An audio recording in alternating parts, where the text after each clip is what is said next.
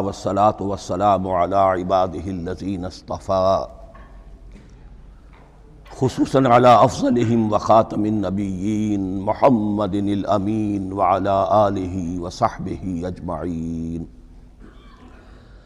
أما بعد فأعوذ بالله من الشيطان الرجيم. بسم الله الرحمن الرحيم. الحمد لله رب العالمين الرحمن الرحيم مالك يوم الدين إياك نعبد وإياك نستعين اهدنا الصراط المستقيم صراط الذين أنعمت عليهم غير المغضوب عليهم ولا الضالين آمين. رب اشرح لي صدري ويسر لي أمري واحلل عقدة من لساني يفقهوا قولي. اللهم ربنا ألهمنا رشدنا وأعذنا من شرور أنفسنا. اللهم أرنا الحق حقا وارزقنا اتباعه وأرنا الباطل باطلا وارزقنا اجتنابه. اللهم ربنا يسر لنا أمورنا كلها وأتمم لنا بالخير وتقبل منا فإنك خير المتقبلين آمین یا رب العالمین. ابھی میں نے سورہ فاتحہ کی تلاوت کی اور آپ نے سماعت فرمائی. یہ سورہ مبارکہ مصحف کے اعتبار سے تو پہلی صورت ہے ہی، سب کو معلوم ہے، لیکن یہ بھی نوٹ کر لیجئے کہ یہ نزول کے اعتبار سے بھی سب سے پہلی مکمل صورت جو حضور پر نازل ہوئی وہ یہی ہے. اس سے قبل متفرق آیات نازل ہوئیں. 5 آیتیں سورہ علق کے آغاز میں، کچھ آیتیں سورہ قلم یا سورہ نون کے آغاز میں، کچھ آیتیں سورہ مزمل کی ابتدا کی، کچھ آیتیں سورہ مدثر کے آغاز کی. 5ویں وحی تقریباً اس پر اجماع ہے کہ یہ سورۃ الفاتحہ کی ہے اور یہ مکمل صورت ہے جو حضور پر نازل ہوئی. سورۃ الفاتحہ کے معنی ہوئے افتتاحی صورت. فتح یفتح کے معنی ہے کھولنا. مفتاح کنجی کو کہتے ہیں، چابی کو. تو یہ اوپننگ سورہ آف دی قرآن، قرآن حکیم کی افتتاحی صورت. ویسے جیسا کہ میں تعارف قرآن کے ضمن میں عرض کر چکا ہوں، عربوں کا یہ مزاج تھا کہ جس چیز سے انہیں خصوصی محبت ہوتی تھی اس کے بہت سے نام رکھتے تھے. اس کے بھی بہت سے نام ہیں. سورۃ الفاتحہ سب سے عام ہے، لیکن الکافیہ، الشافیہ، ام القرآن، اساس القرآن، کم سے کم یہ 4 نام تو میں سمجھتا ہوں کہ ہر مسلمان کو مزید معلوم ہونے چاہیے. اور بھی بہت سے نام. اس سورہ مبارکہ کی بالاتفاق و بالاجماع 7 آیتیں ہیں، اگرچہ ان کی ترتیب میں کچھ اختلاف ہے. ایک رائے یہ ہے، اور یہ رائے امام شافعی کی بھی ہے اور بصرہ کے جو قراء تھے ان کی بھی ہے، کہ آیت بسم اللہ بھی سورہ فاتحہ میں شامل ہے، اس کا جز ہے. وہ اس کو شامل کر کے پھر 7 آیتیں بناتے ہیں. تو آخری جنہیں ہم 2 آیتیں سمجھتے ہیں، صراط الذین انعمت علیہم غیر المغضوب علیہم ولا الضالین، وہ ان کے نزدیک ایک آیت ہے. تو گویا کہ نتیجہ یہ نکلا کہ آیتوں کی تعداد 7 ہی رہتی ہے. امام ابو حنیفہ رحمۃ اللہ علیہ کا موقف اور کوفے کے جو قراء تھے ان کا بھی موقف یہ ہے کہ آیت بسم اللہ نہ سورہ فاتحہ کا جز ہے نہ کسی اور سورت کا جز ہے، سوائے ایک مقام پر جہاں حضرت سلیمان علیہ السلام کا خط جو ہے نقل ہوا ہے، جو انہوں نے ملکہ سبا کو لکھا تھا، انہ من سلیمان و انہ بسم اللہ الرحمن الرحیم. تو قرآن کے متن میں صرف اسی جگہ پر یہ آیت شامل سمجھتے ہیں. باقی یہ صرف علامت کے طور پر کہ یہاں سے ایک نئی صورت شروع ہو رہی ہے درج کی گئی ہے. اس سورہ مبارکہ کو الصلاح قرار دیا گیا ایک حدیث میں. اس کا جو اسلوب ہے وہ دعا کا ہے، اور دعا کے ساتھ اس کی جو مناسبت ہے، اور پھر اسی کی وجہ سے ہماری نماز کا یہ جزو لا ینفک بنا دیا گیا. بلکہ ایک حدیث جو میں آپ کو سناؤں گا اس میں اسی کو نماز قرار دیا گیا. الصلاح یہی ہے. ویسے وہ حدیث مبارک موجود ہے من لم یقرأ بفاتحۃ الکتاب لا صلاۃ لمن لم یقرأ بفاتحۃ الکتاب، جو شخص سورہ فاتحہ کی تلاوت نہیں کرتا اس کی کوئی نماز نہیں۔ اس کے حوالے سے بھی ہمارے ہاں دو مسلک ہیں، ذکر صرف اس لیے کر رہا ہوں کہ آپ کے علم میں ہو، ان میں کوئی بنیادی فرق نہیں ہے۔ کسی بھی ایک رائے کا انسان قائل اور حامل ہو سکتا ہے بغیر اس کے کہ دوسرے کو بالکل غلط قرار دے، بلکہ یہ کہ اس کے لیے بھی گنجائش اپنے ذہن میں اور اپنے دل میں رکھے۔ اور دوسری رائے یہ ہے کہ اس کا حصہ نہیں ہے۔ اسی اعتبار سے یہ کہ یہ سورہ مبارکہ نماز میں پڑھی جانی ضروری ہے، لا صلاۃ لمن لم یقرأ بفاتحۃ الکتاب۔ البتہ یہ اختلاف ہے، یہ بات جو میں ذکر کر رہا تھا جو ذہن سے نکل گئی، کہ آیا مقتدی جو ہے امام کے پیچھے کھڑا ہو کر جب نماز پڑھ رہا ہو تو کیا اس صورت میں بھی اس کے لیے لازم ہے کہ سورہ فاتحہ پڑھے؟ اس میں دو رائے ہو گئی، بلکہ تین۔ ایک رائے انتہائی ہے اور وہ فقہ حنفی کی طرف منسوب ہے کہ اگر آپ امام کے پیچھے مقتدی کی حیثیت سے نماز پڑھ رہے ہیں تو کسی بھی رکعت میں آپ سورہ فاتحہ نہیں پڑھیں گے۔ ایک دوسری بالکل برعکس رائے ہے، وہ امام شافعی رحمۃ اللہ علیہ کی ہے کہ ہر حالت میں چاہے امام جہری رکعت پڑھا رہا ہو جس میں وہ بلند آواز سے سورہ فاتحہ پڑھ رہا ہو، اور چاہے وہ سری رکعت ہو، ہر حالت میں مقتدی کو بھی پڑھنی ہے۔ ایک تیسری رائے بین بین ہے، وہ امام مالک کی ہے رحمۃ اللہ علیہ، کہ جو سری رکعت ہے جس میں کہ امام بھی خاموشی سے پڑھ رہا ہے مقتدیوں کو بھی پڑھنی چاہیے۔ جو جہری رکعت ہے جس میں کہ امام بلند آواز سے پڑھ رہا ہے اس میں مقتدیوں کو خاموش رہ کر پوری توجہ جو ہے سننے پر صرف کر دینی چاہیے۔ اذا قرئ القرآن فاستمعوا له وانصتوا، جب قرآن پڑھا جا رہا ہو تو پوری توجہ اس کے پڑھنے پر مرکوز کر دو اور خود خاموش رہو۔ میرے اپنی رائے میں یہ تیسری رائے سب سے زیادہ صائب ہے اور اس میں کسی طرح کی بھی کوئی پیچیدگی پیدا نہیں ہوتی۔ بہرحال اس سورہ مبارکہ کا جو اسلوب ہے میں نے عرض کیا دعائیہ ہے، البتہ قرآن مجید کے علم اور حکمت کے اعتبار سے، اس کے فلسفے کے اعتبار سے ایک بات سمجھ لینی چاہیے۔ قرآن کا فلسفہ یہ ہے کہ بنیادی ہدایت ہر انسان کے دل میں موجود ہے، بالقوہ، پوٹینشلی۔ یہ جو قرآن مجید یا اللہ کی کتابیں نازل ہوتی ہیں یہ انہیں ایکٹیویٹ کرتی ہیں، وہ اندر کی جو ڈورمنٹ کانشسنس ہے، خابیدہ شعور جو ہے اسے بیدار کر کے اور پھر یہ کہ اسے اجاگر کرتی ہیں۔ ہر سلیم الفطرت انسان اور سلیم العقل انسان، دو سلامتی شرط ہیں۔ سلیم الفطرت، نیچر پرورٹڈ نہ ہو، فطرت مسخ نہ ہو گئی ہو، عقل سلیم ہو۔ ان دونوں چیزوں کا نتیجہ یہ نکلتا ہے کہ وہ انسان از خود بغیر کسی وحی کی رہنمائی کے، بغیر کسی نبی کی تعلیم کے سے استفادہ کیے ہوئے از خود بھی کچھ حقائق تک پہنچ جاتا ہے۔ اور وہ حقائق کیا ہیں؟ نمبر ایک یہ کہ اس کائنات کا ایک خالق ہے اور وہ ایک ہے، اور وہ تمام صفات کمال سے متصف ہے۔ نمبر دو یہ کہ انسان کی زندگی صرف یہ زندگی نہیں ہے بلکہ ایک اور زندگی ہے کہ جس میں اس زندگی کے اعمال کے نتائج برآمد ہوں گے۔ یہ دو باتیں، اس کی زیادہ وضاحت کے ساتھ جو ہے اس کا تذکرہ آئے گا سورہ لقمان میں، جہاں حضرت لقمان کی شخصیت کا تذکرہ ہے۔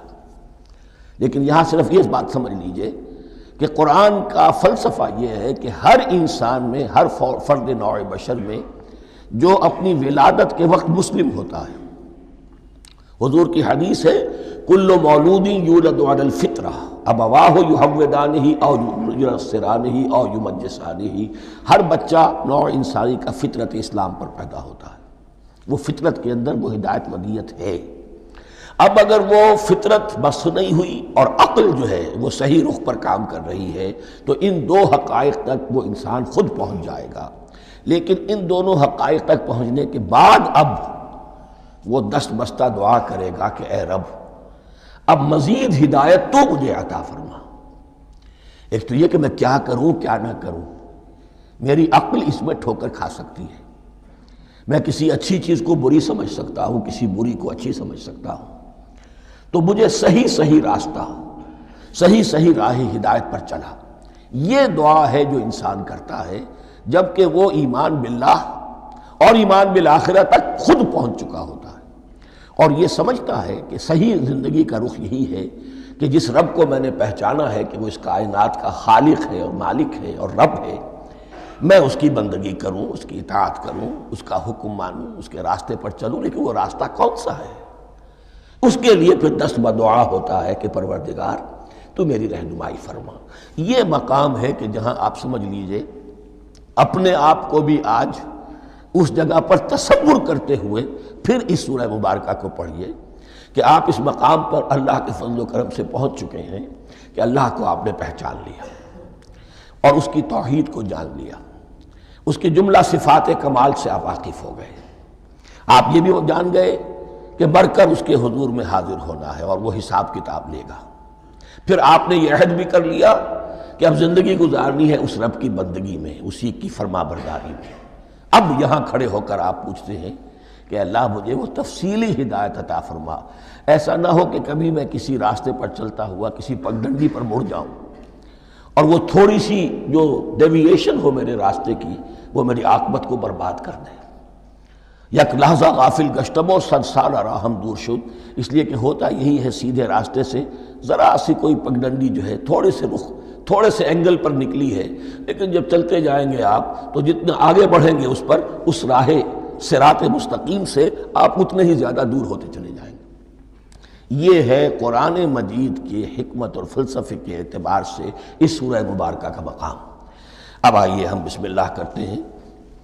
بسم اللہ الرحمن الرحیم، شروع کرتا ہوں میں اللہ کے نام سے جو رحمان اور رحیم ہے۔ اس پر کچھ گفتگو ہو چکی ہے تعارف قرآن کے ضمن میں کہ رحمان اور رحیم دو نام ہیں کہ جو رحمت کے مادے سے نکلتے ہیں۔ رحمان میں اللہ تعالیٰ کی رحمت کا جوش ہے، جانی کیفیت، طوفانی کیفیت، اور رحیم میں اللہ تعالیٰ کی رحمت کا دوام اور تسلسل۔ یہ دونوں کیفیات اللہ کی رحمت میں بیک وقت موجود ہیں، جس کا ہم تصور نہیں کر سکتے۔ ہم سمندر کو دیکھتے ہیں، متلاطم سمندر ہے، اس میں ہیجان ہے، طوفان ہے۔ دریا کو دیکھتے ہیں کہ وہ سکون کے ساتھ چل رہا ہے، خاموشی سے چل رہا ہے، بہہ رہا ہے، بس تسلسل کے ساتھ بہہ رہا ہے۔ ہم ان دونوں کیفیات کو علیحدہ علیحدہ دیکھتے ہیں تو ہمارا ذہن ان دونوں کو بیک وقت اس کا تصور نہیں کر سکتا، تخیل ممکن نہیں۔ لیکن اللہ کی رحمت کی یہ دونوں شانیں مستقلاً ہر وقت موجود ہیں، بیک وقت، اسی لیے ان دونوں کے درمیان کہیں حرف عطف نہیں آئے گا۔ بسم اللہ الرحمن الرحیم، الحمدللہ رب العالمین۔ کل حمد، اور حمد کو ذہن میں رکھ لیجئے، حمد مساوی ہے تعریف جمع شکر۔ عام طور پر ترجموں میں ایک لفظ لایا جاتا ہے، کل تعریف اللہ کے لیے، یہ کافی نہیں ہے۔ تعریف آپ کسی شے کی کر سکتے ہیں جس میں کوئی حسن ہے، خوبی ہے، کسی بھی اعتبار سے، خواہ آپ کو اس کے حسن و خوبی سے کوئی فائدہ حاصل نہیں ہو رہا۔ ایک پھول ہے، بہت خوبصورت ہے، بس ٹھیک ہے، خوبصورت ہے، آپ نے کہا، تعریف کر دی۔ شکر کرتے ہیں آپ اس شے کا جس سے آپ کو کوئی فائدہ پہنچا ہو، استفادہ ہوا ہو، آپ کی کوئی ضرورت پوری ہوئی ہو، آپ کی کوئی مشکل رفع ہوئی ہو۔ اور آپ دیکھیں گے کہ حمد میں یہ شکر کا پہلو غالب ہے۔ جتنی بھی دعائیں ہیں حضور سے منقول، شکر کے مقام پر وہاں حمد آتا ہے۔ بھوک لگی ہوئی تھی، کھانا کھایا، الحمدللہ الذی اطعمنی وسقانی۔ اب یہاں دیکھیے ترجمہ تعریف نہیں، شکر ہے اس اللہ کا جس نے مجھے کھلایا اور پلایا۔ آپ بیت الخلاء سے باہر آئے، نجاستیں آپ سے دور ہو گئیں، طبیعت میں انشراح ہوا، الحمدللہ الذی اذھب عنی الاذی وعافانی۔ وہ شکر ہے اس اللہ کا جس نے اذیت بخش چیزیں مجھ سے دور کر دیں اور مجھے عافیت بخشی۔ تو یہ الحمدللہ رب العالمین، اللہ تعالیٰ کا حسن و کمال اور حسن و جمال اپنی جگہ بھی اس انتہا کا ہے کہ جتنی تعریف اس کا حق ہے ہم کر ہی نہیں سکتے، لیکن اس کے احسانات اور انعامات ہم پر اتنے ہیں کہ ہم ان کو بھی گن نہیں سکتے۔ لہٰذا ایک ہی احصاء ہم نے کر دیا الف لام کے ساتھ، الحمدللہ رب العالمین۔ تمام تعریفیں اور کل شکر اللہ کے لیے ہیں کہ جو تمام جہانوں کا پروردگار ہے، رب ہے، مالک ہے۔ رب میں ایک مفہوم ہوتا ہے ربوبیت کا، اور اس میں مفہوم شامل ہوتا ہے تربیت کا، ربیانی صغیرہ۔ تو مالک ہونا اور تربیت دینا. آپ جس شے کے مالک ہوں گے آپ چاہیں گے اس میں بڑھوتری ہو، اس میں اضافہ ہو، وہ نشو و نما پائے. تو یہ دونوں چیزیں آپس میں ایک دوسرے کا جڑی ہوئی ہیں، پروردگار بھی اور مالک بھی. عام طور پر عربی میں رب کا لفظ مالک کے لیے آتا ہے، رب البیت، رب الدار، رب المال. تو مال وہاں پر ظاہر بات ہے کہ اس سے مراد کیا ہے؟ مال والا، گھر والا، گھر کا مالک. تو کل شکر اور کل تعریف اس اللہ کے لیے ہے جو تمام جہانوں کا مالک بھی ہے اور پروردگار بھی ہے. الرحمن الرحیم، رحمان ہے اور رحیم ہے. اب دوبارہ اس کی میں وضاحت نہیں کروں گا. مالک یوم الدین، یوم دین کا مختار مطلق ہے. دین عربی زبان میں کہتے ہیں بدلے کو. دناہم کما دانو کما تدینو تو دانو، یہ کہاوت ہے. جیسے اردو میں ہم کہتے ہیں جیسا کرو گے ویسا بھرو گے. کما تدینو تو دانو، تو یہ ہے بدلہ. اس کا بنیادی مفہوم جو ہے وہ بدلہ ہے. تو بدلے کا ایک دن ہے جس دن فیصلہ ہوگا کہ کون کیا کما کر لایا ہے اور اسے کیا بدلہ ملنا چاہیے. آیا اس کا برائیوں کا پلڑا بھاری ہے کہ اسے سزا ملنی چاہیے، یا اس کی حسنات اور نیکیوں کا پلڑا بھاری ہے کہ اسے جزا ملنی چاہیے، اس کا انعام اور اکرام کے ساتھ معاملہ کیا جانا چاہیے. وہ ایک دن ہے، اسے ہم یوم القیامہ کہتے ہیں. اور لیکن اصل بات جو یہاں کہی گئی، یعنی ایک جملے میں 3 باتوں کا اعتراف ہو رہا ہے. بعث بعد الموت، ایک دن آئے گا کہ ہم مرنے کے بعد تمام انسان اٹھا لیے جائیں گے. پھر حساب و کتاب، پھر اللہ کے ہاں حاضری ہوگی اور حساب کتاب ہوگا. اور تیسرے یہ کہ اس حساب کتاب کے دن کا مختار مطلق اللہ ہے. یعنی کسی اور کو اپنے ذہن میں سہارا بنا کر آپ زندگی گزاریں کہ وہ مجھے چھڑا لے گا، یا وہ ہستی جو ہے اتنی زوردار ہے کہ وہ مجھے بچا لے گی. اس سے اپنے دل کو، اپنے ذہن کو بالکل پاک کر لیجئے. مالک یوم الدین ایک دوسری جگہ پر قرآن میں آیا ہے. اس روز کوئی پکارنے والا پکارے گا لمن الملک اليوم للہ الواحد القہار، آج کے دن کس کا اختیار مطلق ہے؟ اور پھر کہا جائے گا اللہ کے لیے الواحد قہار، جو پوری طرح چھایا ہوا ہے، مستولی ہے. تو مالک یوم الدین جو جزا و سزا کے دن کا مالک ہے. اب یہاں سے کلام ایک رخ بدل رہا ہے. ابھی تک تو یہ غائبانہ انداز میں کلام ہو رہا ہے، اللہ سے خطاب نہیں آیا اس میں ابھی. الحمدللہ رب العالمین الرحمن الرحیم مالک یوم الدین. اب خطاب ہے ایاک نعبد و ایاک نستعین، ہم صرف تیری ہی بندگی کرتے ہیں اور کریں گے، اور ہم صرف تجھ ہی سے مدد مانگتے ہیں اور مانگیں گے. یہ ترجمہ میں کیوں کر رہا ہوں کہ یہ فعل مضارع ہے. عربی زبان میں فعل مضارع حال اور مستقبل دونوں کو کور کرتا ہے. ایاک کا جو ہے مفعول فاعلی جو ہے، مفعول جو ہے اس میں ضمیر مفعولی اسے پہلے لا کر حشر کا مضمون پیدا ہو گیا. ہم تیری بندگی کرتے ہیں نہیں، ہم تیری ہی بندگی کرتے ہیں اور کریں گے. حال میں ترجمہ کیجئے تو یہ اظہار حال ہے، اور مستقبل میں ترجمہ کیجئے تو یہ ایک عہد ہے، قول و قرار ہے، بہت بڑا معاہدہ ہے. وَإِيَّاكَ نَسْتَعِينُ، اور صرف تجھ ہی سے مدد مانگتے ہیں اور مانگیں گے. اس میں بھی حال کا ترجمہ اظہار حال. اللہ کرے کہ واقعی ہمارا حال وہی ہو. جب ہم یہ الفاظ کہتے ہیں تو واقعتاً ہم اس پر پورے اتر رہے ہوں کہ اسی کی بندگی کر رہے ہوں اور اسی سے ساری استعانت اور استمداد کر رہے ہیں. جہاں تک مستقبل کا تعلق ہے وہ پھر ایک عہد ہے.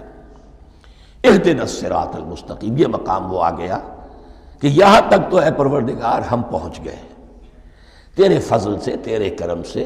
فطرت سلیمہ بھی تیری عطا کردہ تھی، عقل سلیم بھی تیری ودیت کردہ تھی. ان دونوں کی روشنی سے ہم یہاں تک تو پہنچ گئے. اب ہماری جو ضرورت ہے، احتیاج ہے، وہ کیا ہے؟ اہدنا الصراط المستقیم، ہدایت بخش ہمیں سیدھے راستے کی. یہاں 2 باتیں سمجھ لیجئے. انفرادی سطح پر انسان کے لیے نہ معلوم کتنے مرحلے آتے ہیں ہر روز کہ جس میں وہ ایک چھٹک کر کھڑا ہو جاتا ہے، یہ کروں یا یہ کروں. 2 آلٹرنیٹو سامنے آ رہے ہیں، فیصلہ کرنا مشکل ہو رہا ہے. قدم قدم پر ہدایت کی ضرورت ہے. اور اجتماعی طور پر نوع انسانی 3 بڑے بڑے تمدنی مسائل میں واقعہ یہ ہے کہ تسلیم کر لیا جانا چاہیے کہ عقل انسانی اس کو راستہ نہیں دکھا سکتی. عام معاشرتی سطح پر مرد اور عورت کے درمیان حقوق اور اختیارات کا کیا توازن ہو، ناممکن ہے، انسان طے نہیں کر سکتا۔ انسان یا مرد ہے یا عورت ہے۔ عورت سوچے گی اپنے لحاظ، اپنے جذبات کا، اپنے خیالات کا لحاظ رکھے گی، مرد کے جذبات و احساسات کا اس کا کوئی تصور ہی ممکن نہیں۔ مرد سوچے گا اسے اپنے احساسات معلوم ہے، لیکن یہ کہ عورت کے احساسات سے وہ نابلد ہے، ان کو محسوس کر ہی نہیں سکتا۔ لا محالہ وہ اپنے بارے میں وہ جو بھی نظام بنائے گا اس میں وہ اپنی بالادستی رکھے گا۔ وہ تو ایک ہی ہستی ہو سکتی ہے کہ جو دونوں کی خالق ہے، مرد کی بھی عورت کی بھی، اور اس کو دونوں سے محبت ہے، دونوں کا خیر خواہ ہے، دونوں کا رب ہے، دونوں کو پروان چڑھانا چاہتا ہے۔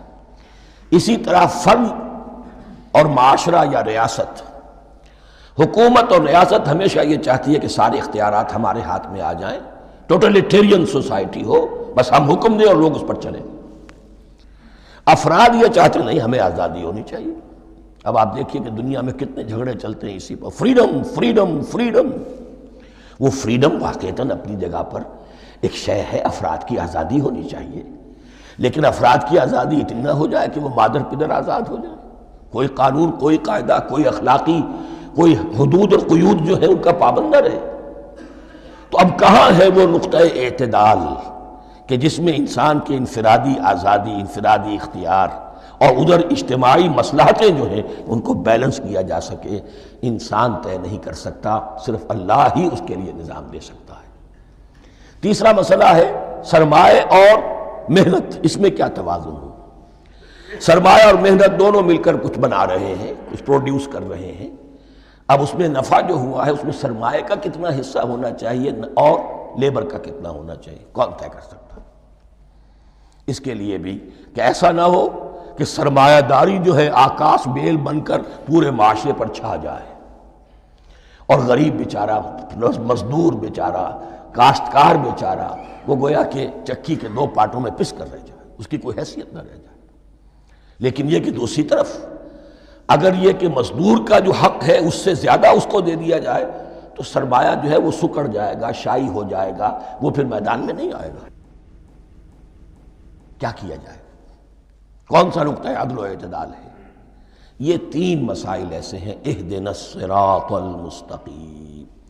تو یوں سمجھیے کہ ایک جو بنیادی ہدایت تھی، ایک اللہ کو پہچان لینا، یہ جان لینا کہ کل حسن و جمال اور تمام انعام و اکرام کا منبع اس کی ذات ہے، وہ رحمان ہے اور رحیم ہے، اور یہ جان لینا کہ مرنے کے بعد جی اٹھنا ہے، حساب کتاب ہے، فیصلہ ہوگا جزا و سزا کا، اور مختار مطلق اس دن کا اللہ ہے۔ پھر یہ عہد کر لینا ایاک نعبد و ایاک نستعین۔ اس کے بعد دعا، پروردگار ہمیں ہدایت پر قائم رکھ، ہماری ہدایت میں اضافہ فرما۔ اس ہدایت کے لفظ کو سمجھ لیجئے، بنیادی ہدایت، تفصیلی ہدایت، قدم قدم پر ہدایت، ہدایت پر ہدایت۔ والذین اہتدوا زادہم ہدی، جو لوگ ہدایت کے راستے پر آتے ہیں اللہ ان کی ہدایت میں اضافہ کرتا ہے۔ تو یہ قدم قدم پر ہمیں ہدایت کی ضرورت ہے اور مرحلہ وار ضرورت ہے۔ ہدایت اس کو بھی کہتے ہیں کہ کسی نے آپ سے کوئی پتہ پوچھا، آپ نے کہا ادھر جانا، پھر دوسری گلی میں مڑنا، پھر جانا دو تین لائٹیں چلے جانا، پھر مڑنا، وغیرہ وغیرہ، یہ بھی ہدایت ہے، نظری طور پر آپ نے بتایا ہے۔ ایک ہدایت یہ ہوئی کہ بھائی میں چلتا ہوں آپ کے ساتھ، میں آپ کو وہاں تک پہنچا دوں گا تاکہ آپ کو دقت نہ ہو، آپ نے منزل تک پہنچا دیا۔ ان دونوں کے درمیان، یہ تو میں نے ایک فرد کی مثال دی ہے، اللہ اور بندے کے درمیان نہ معلوم کتنے مراحل ہیں ہدایت کے۔ تو کسی وقت بھی انسان اپنے آپ کو ہدایت خداوندی سے مستغنا نہیں سمجھ سکتا، اور نہیں تو پروردگار جو ہدایت دی ہے اس پر ہدایت پر قائم رکھ۔ کیا پتہ شیطان کا کوئی حملہ، کیا پتہ ہمارے نفس کی کوئی شرارت کسی ایسے رخ پر ہمیں ڈال دے کہ اب تک کی ساری کمائی بھی ضائع ہو جائے۔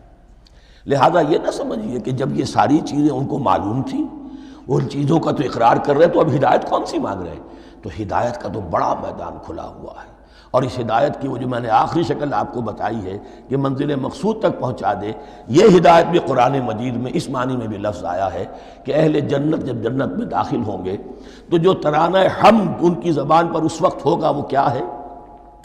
الحمدللہ الذی ہدانا لہذا وما کننا لنہتدی لولا ان ہدانا اللہ کل شکر اس اللہ کا جس نے ہمیں یہاں تک پہنچا دیا، ہدایت دی یہاں تک پہنچا دیا، اور ہم ہرگز نہ پہنچ پاتے، ہم ہرگز ہدایت یافتہ نہ ہو سکتے اگر اللہ ہی ہمیں ہدایت نہ دیتا۔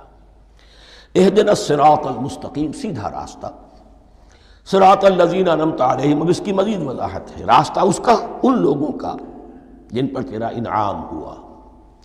یہ کون لوگ ہیں؟ اس کی وضاحت آپ کو ملے گی سورہ نساء میں، من یطع اللہ والرسول فاولئک مع الذین انعم اللہ علیہم من النبیین والصدیقین والشہداء والصالحین۔ 4 طبقات ہیں منعم علیہم، جن پر اللہ کا انعام ہوا ہے۔